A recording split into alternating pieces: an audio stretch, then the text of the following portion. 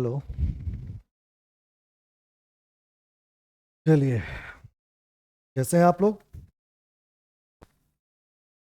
बिहार के इतिहास, आधुनिक बिहार का इतिहास हम लोग पढ़ रहे हैं। आप लोगों का स्वागत है। आप लोग मजे से, क्या जी, आज ठीक हो? मजे से पढ़ाई कीजिए। ज़्यादा यहाँ पे लोड मत लिखिए। ज्योग्राफी पढ़े हैं ना? बारिश कब होती है? बारिश होती है जब निम्न दाब रहता है। समझ रहे हो? जब हाई दाब रहता है। आसमान में बादल कब छाते हैं? आसमान में बादल छाते हैं जब हाई प्रेशर होता है, उच्च दाब होता है। जैसे ही निम्न दाब हुआ, सारे बादल छट गए। तो यहाँ पे दबाव थोड़ा कम रखिए, प्रेशर थोड़ा कम रखिए। निम्न प्रेशर, मजे वाली जिंदगी। समझ रहे हैं? अभी तक हम, तस्वीर तो आप देख ही लिए होंगे, तो आप समझ गए होंगे कि अभी तक हम लोगों ने पढ़ा आधुनिक बिहार कैसे बनाया गया एक राज्य के रूप में। उसके बाद हमने पढ़ा कि रॉलेट एक्ट और असहयोग आंदोलन में बिहार की क्या भूमिका रही। अब हम क्या पढ़ेंगे? सविनय अवज्ञा आंदोलन और बिहार। क्या पढ़ेंगे? सविनय अवज्ञा आंदोलन और बिहार। सविनय अवज्ञा आंदोलन, जिसको इंग्लिश वाले क्या बोलेंगे? Civil disobedience. Civil disobedience. Civil disobedience, सविनय अवज्ञा आंदोलन और बिहार। सविनय अवज्ञा आंदोलन का तो आपको बैकग्राउंड पता ही होगा। 1929 के लाहौर अधिवेशन में घोषणा की जवाहरलाल नेहरू ने कि 26 जनवरी 1930 को हम लोग स्वतंत्रता दिवस मनाएंगे और एक आंदोलन करेंगे, सिविल डिसोबीडियंस। उसी समय घोषणा कर दी गई। समझ रहे हैं? महात्मा गांधी कहे कि अच्छा रुको, करेंगे करेंगे, अभी थोड़ा समय दो उनको भी। तो महात्मा गांधी ने उनको समय दिया 1 साल का कि आप कुछ ऐसा देख लीजिए, अगर आपसे बनता है। अंग्रेजों को समय दिया, अंग्रेज नहीं माने। महात्मा गांधी ने 12 पॉइंट दिया, अंग्रेज नहीं माने। महात्मा गांधी के बहुत होगा, सिविल डिसोबीडियंस करते हैं। क्या हुआ? सविनय अवज्ञा आंदोलन। नाम से ही आपको लग रहा है कि सविनय अवज्ञा करेंगे, एक्सेप्ट नहीं करेंगे। अवज्ञा करना मतलब एक्सेप्ट नहीं करना। हम आपका विरोध करेंगे लेकिन विनय के साथ। 1922 तक जो पहला आंदोलन उन्होंने छोड़ा था, सहयोग, उसके बाद वो किधर चले गए? कंस्ट्रक्टिव वर्क में चले गए, निर्माण में चले गए। महात्मा गांधी निर्माण कार्य में चले गए। भारत निर्माण हो रहा, भारत निर्माण हो रहा, भारत। महात्मा गांधी कहे कि अभी तुम लोग तैयार नहीं हो आजाद होने के लिए, पहले मलिन बस्तियों को साफ करो, दलित ब्राह्मण ये सब जो छूआछूत सब है सब बंद करो। पहले भारतीयों को भारतीय समझो, फिर आजादी की बात करना। वो सब चीजें महात्मा गांधी 10 साल किए। फिर 1930 में, 12 मार्च 1930 को महात्मा गांधी फिर से जगे। इस बीच में बहुत सारी घटनाएं हो गई, बैकग्राउंड में आप जानते हैं। भगत सिंह जी को फांसी लटका दिया गया, सबसे बड़ी घटना तो ये हुई। और क्या हुआ? जतिन दास ने भूख हड़ताल किया, दुनिया का सबसे लंबा भूख हड़ताल, और शहादत को प्राप्त हुई। देखो, आजादी का जो पौधा है ना, वो शहीदों के खून से ही खींचा जाता है और उसी से वो विकसित होता है। महात्मा गांधी 1930 का आंदोलन सिर्फ इसलिए कर पाए क्योंकि उस बीच क्रांतिकारियों ने देश को जगा के रखा था। देश के अंदर स्वतंत्रता की अलख जगा के रखी थी। जेल में आंदोलन कर रहे थे भगत सिंह, और भगत सिंह के जिंदा रहते हुए भगत सिंह दिवस मनाया जाने लगा। और वो आंदोलन इतना विस्तार रूप प्राप्त किया, इतना विस्तार रूप प्राप्त किया कि बाहर में खलबली मच गई। हालांकि महात्मा गांधी उन्हें बचा नहीं सके। बहुत सारी थ्योरीज है, कुछ लोग कहते हैं पूंजीपतियों ने उन्हें लटका दिया, कुछ लोग जो गांधी विरोधी है वो कहते हैं गांधी उन्हें नहीं बचा पाए। बहुत सारी थ्योरी है, लेकिन जो भी हो, यहाँ पे ओपिनियन देने की जरूरत नहीं है। इसी बीच बिहार में एक बहुत महत्वपूर्ण घटना घटी। क्या? बिहार में पटना युवक संघ की स्थापना हुई। कब? 1927 में। हो सकता है पूछ दे, ये इससे पहले की घटना है। इसी बीच यानी असहयोग और सविनय अवज्ञा आंदोलन के बीच की घटनाओं में एक बहुत महत्वपूर्ण घटना बिहार में घटी। और वो क्या हुआ कि पटना युवक संघ की स्थापना की गई। कब? 1927 में। नोट डाउन कर लीजिएगा, छोड़िएगा नहीं। और ये इसकी स्थापना किसने की थी? मनींद्र नारायण राय ने। और इसके पहले अध्यक्ष कौन थे? कृष्ण वल्लभ सहाय। स्थापना हुई मनींद्र नारायण राय के द्वारा, लेकिन पहले अध्यक्ष कौन थे?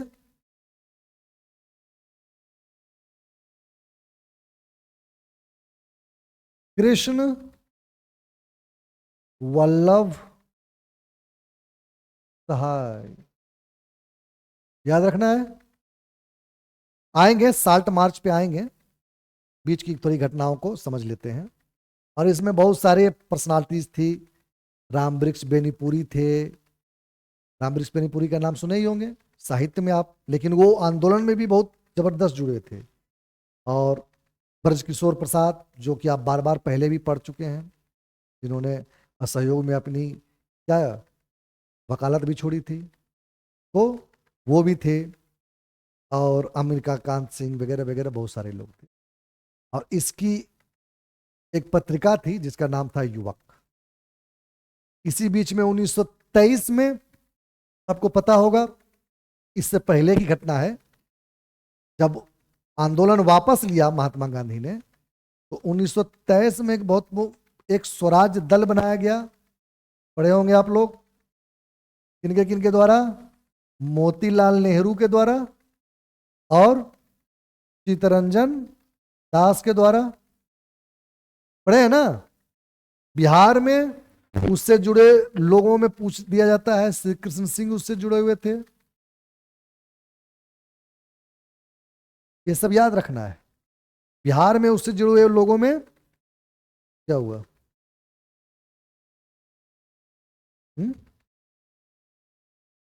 कोई बात नहीं, ठीक। बिहार में उससे जुड़े लोगों में श्री कृष्ण सिंह थे, और भी बहुत सारे नाम आते हैं। तो ये सब बीच की घटनाएं हैं, इसको आप एक बार नोट डाउन कर लीजिए। अब हम चलते हैं कहाँ? जो हमारा टॉपिक है। हमने देखा,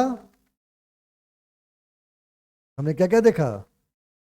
हमने देखा कि जवाहरलाल नेहरू ने घोषणा कर दी कि 26 जनवरी 1930 को क्या मनाया जाएगा भारत में? स्वतंत्रता दिवस।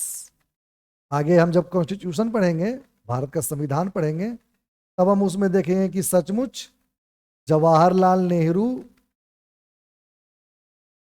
की ही वो मतलब उस घटना को याद में रखकर 26 जनवरी 1950 को भारत में संविधान को लागू किया गया। बन के तैयार हो गया था तब 1949 में ही, लेकिन लागू कब किया गया? 1950 में जाकर। ये सारी चीजें आगे की है। हम यहाँ पे सिर्फ बिहार से रिलेटेड चीजें देखेंगे। तो बिहार में तो आप देखें कि सबसे पहले तो 12 मार्च 1930 को महात्मा गांधी दांडी यात्रा करते हैं। बिहार में नहीं, मतलब वहां 12 मार्च 1930 कौन, महात्मा गांधी क्या करते हैं, महात्मा गांधी क्या करते हैं, दांडी यात्रा, जिसमें वो साबरमती आश्रम को हमेशा के लिए त्याग देते हैं। साबरमती आश्रम का त्याग कर देते हैं और शपथ लेते हैं कि तब तक वो साबरमती घूम कर नहीं जाएंगे जब तक देश आजाद ना हो जाए। तो साबरमती का त्याग कर देते हैं और दांडी के लिए प्रस्थान करते हैं। और वहां पहुंचते हैं कब, दांडी कब पहुंचते हैं, 5 अप्रैल 1930 को। 24 दिन की लगातार यात्रा करते हैं, 384 किलोमीटर का सफर तय करते हैं। सब पूछता है पीसीएस वाला, ये सब तो हम देश में देखेंगे कि जब कंट्री में, अब बिहार में क्या क्या हो रहा है, समझ रहे हैं। तो वहां पे महात्मा गांधी पहुंचते हैं 79 वॉलंटियर्स के साथ, यानी 79 79 क्या स्वयंसेवियों के साथ वहां पहुंचते हैं। और वहां पे समुद्र से नमक उठाकर ये घोषणा करते हैं कि नमक पे कोई टैक्स फैक्स नहीं। अंग्रेज गर्मी में, ये कौन सी घटना घट गई, समझ रहे हैं, क्योंकि उस समय नमक पे बहुत टैक्स लिया जाता था। और अगर नमक पे टैक्स देने से भारतीय मना कर दिए तब तो सारा मैटर गड़बड़ा जाएगा।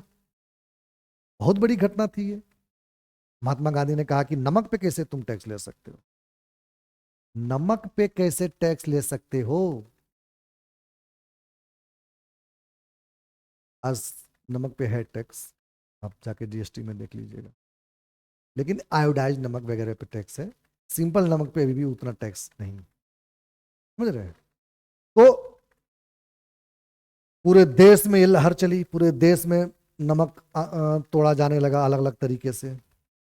बिहार तो समुद्र के किनारे है ही नहीं, तो बिहार में कैसे नमक तोड़ा जाए, नमक आंदोलन कैसे किया जाए, नमक कानून कैसे तोड़ा जाए।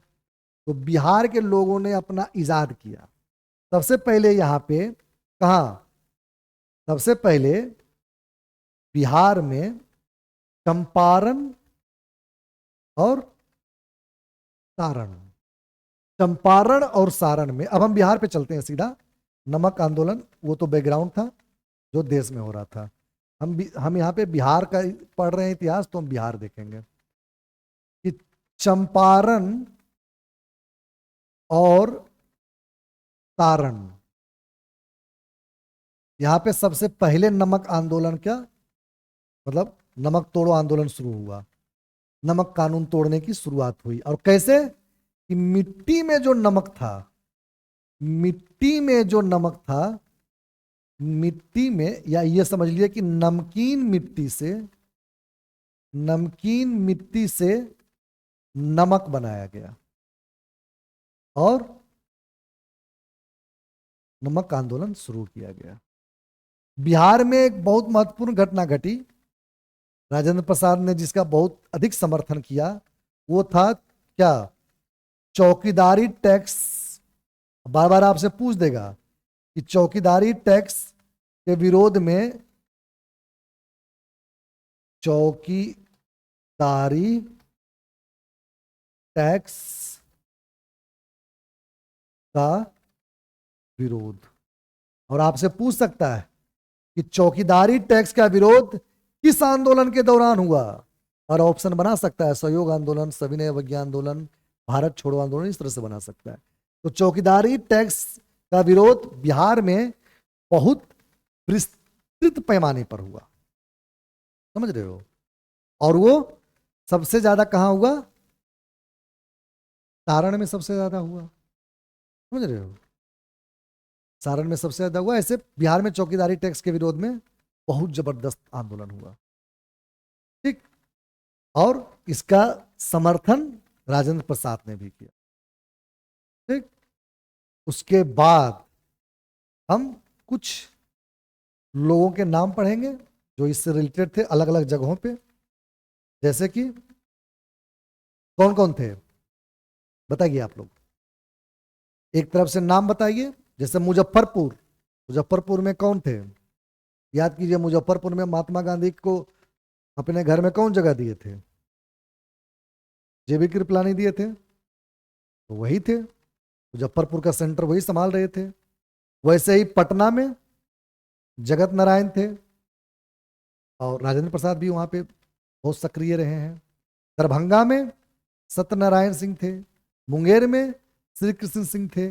एक दो नाम पूछ दिया जा सकता है।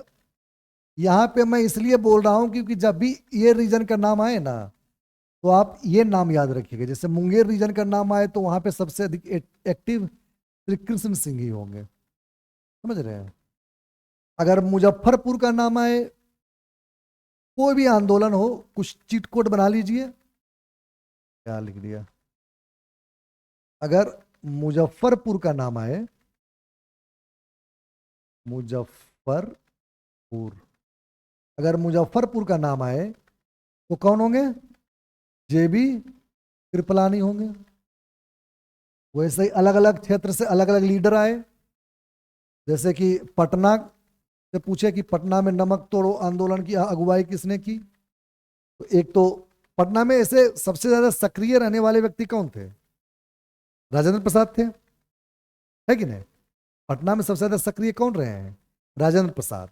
लेकिन यहां पे सत्य जगत नारायण सिंह, सत्यनारायण तो वहां के थे दरभंगा के, जगत नारायण सिंह इस समय सबसे एक्टिव थे। कौन? जगत नारायण सिंह। याद रखिएगा ये सब चीजों को, समझ रहे हैं। तो ये सारे लीडर्स अलग अलग जगह से आंदोलन कर रहे थे नमक तोड़ो के लिए। वो अब इसमें से कुछ खास घटनाएं होती हैं। जैसे बिहुपुर में नशे के खिलाफ सत्याग्रह होता है। जैसे छपरा जेल में कैदियों का नंगा सत्याग्रह होता है। आपसे पूछ सकता है कि छपरा जेल में,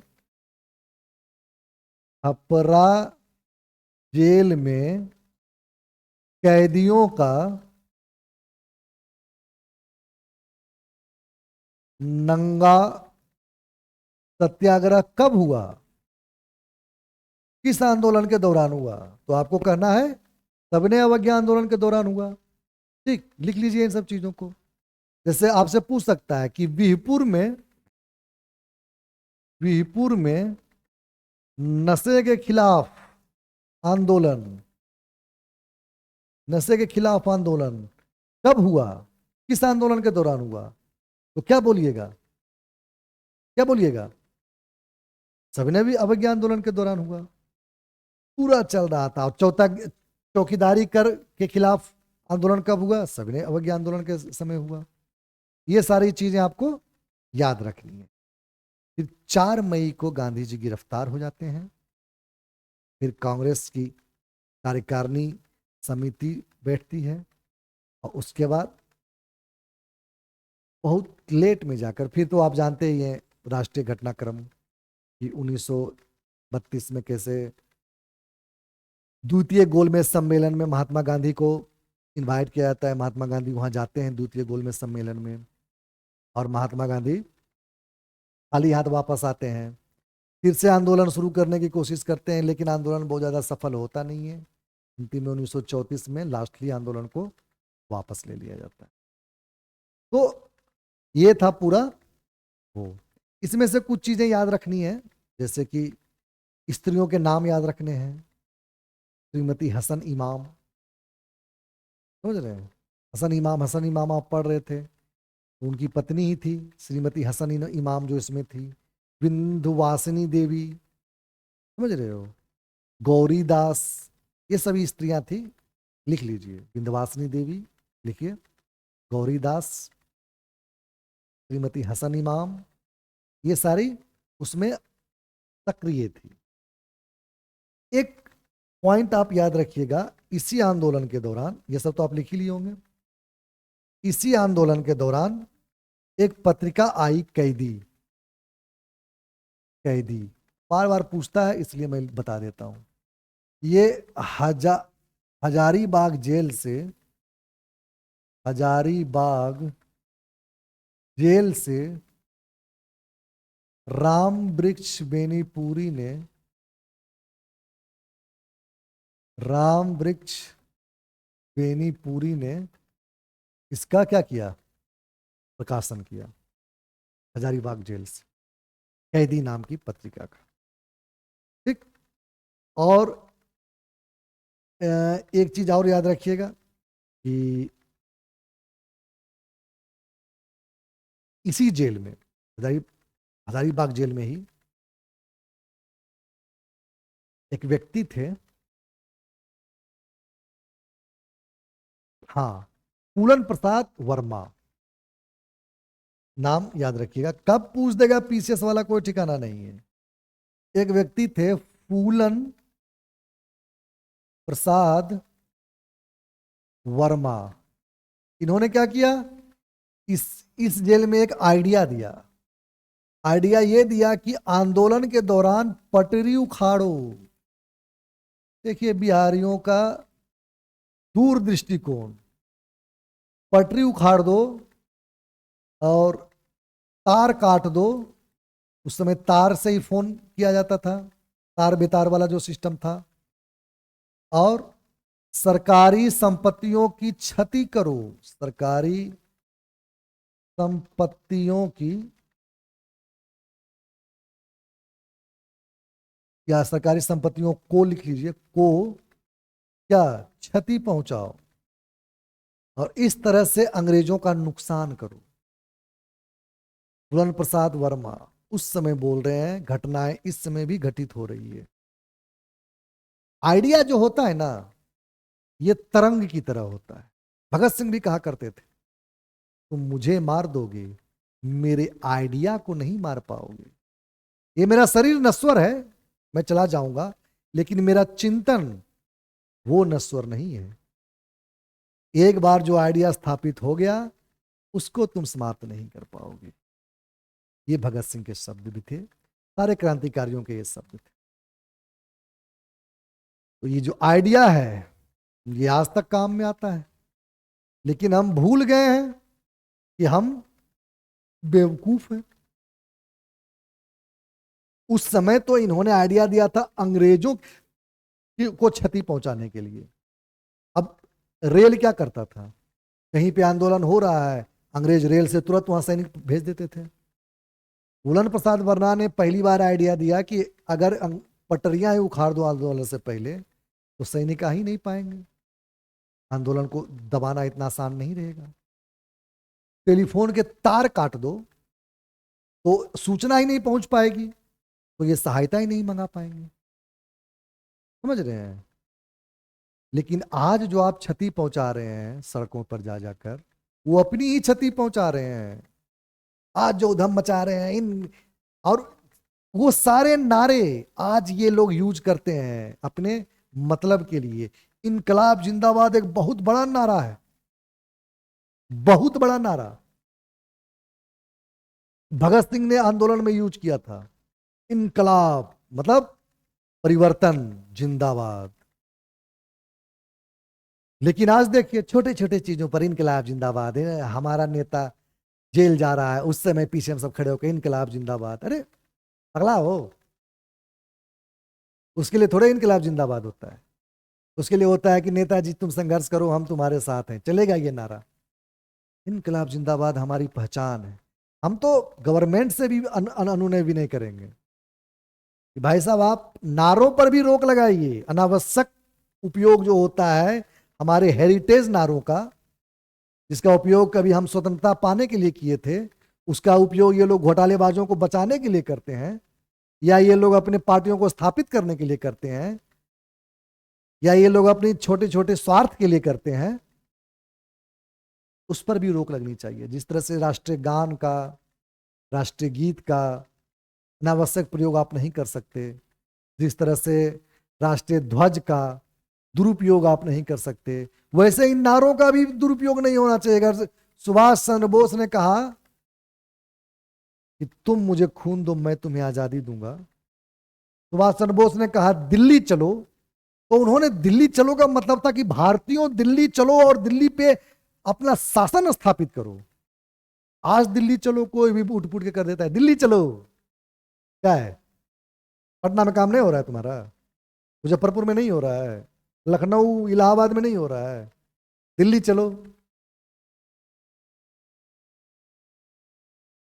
हम तो रिक्वेस्ट करेंगे कि हमारे जो हेरिटेज नारे हैं, स्लोगन्स हैं, करो या मरो हो गया, स्वतंत्रता हमारा जन्मसिद्ध अधिकार है और हम इसे लेकर रहेंगे, ये सब पंक्तियां हैं, इतिहास बन गई है। अब एक एक पंक्ति अपने आप में इतिहास बन गई है, समझ रहे हैं।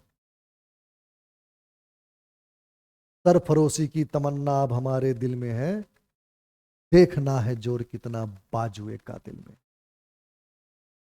ये लाइन गा गा कर हमारे शहीदों ने शहादत दी है। आजकल के नेता, खैर छोड़िए। एक चीज याद रखिए कि जब भगत सिंह ने 1929 में 1929 में आपको पता होगा कि 1929 में भगत सिंह ने लेजिस्लेटिव असेंबली में बम फेंका था। ये सब बिहार से रिलेटेड फैक्ट हैं, कभी भी पूछ सकता है। भगत सिंह ने कहां फेंका था बम? लेजिस्लेटिव असेंबली में बम फेंका था। तो उस समय लेजिस्लेटिव असेंबली में एक बिहार का नेता प्रेजेंट था और उनका नाम क्या था? अनुग्रह नारायण। अनुग्रह नारायण, ये नाम बहुत फेमस है।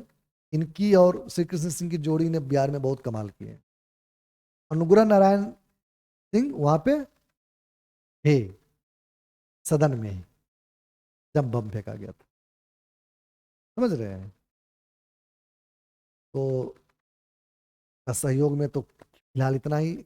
स्त्रियों के नाम आप लिख लिए, श्रीमती हसन इमाम लिख लिए सब नाम, विंध्यवासिनी देवी, और क्या, गौरी दास, और भी जो नाम आपको मिले लिख लीजिएगा, क्योंकि स्त्रियों के नाम पूछ दिया करता है कि नहीं, जो जो भी उसमें सम्मिलित हुई थी। और कुछ, कोई प्रश्न आप लोगों का? चलिए प्रश्न सेशन तो फिर करेंगे ही, प्रश्न सेशन का कोई दिक्कत नहीं है, मैं आप पूछिएगा सारे प्रश्न। यहाँ पे याद रखिएगा, हार नहीं मानना है जीवन में कभी, चढ़ाई करना है। एक बार, दो बार, 10 बार, 20 बार, बिहारी हो, सत्तू पियो, चढ़ाई करो, जब तक किला फतेह नहीं हो। दशरथ मांझी की तरह एक बार हार के जाओ, फिर आओ। हार तोड़ेंगे तो तोड़ेंगे, चाहे जो हो जाए। बाकी सब उस पर छोड़ो। आज की कक्षा इतनी ही, बहुत बहुत धन्यवाद।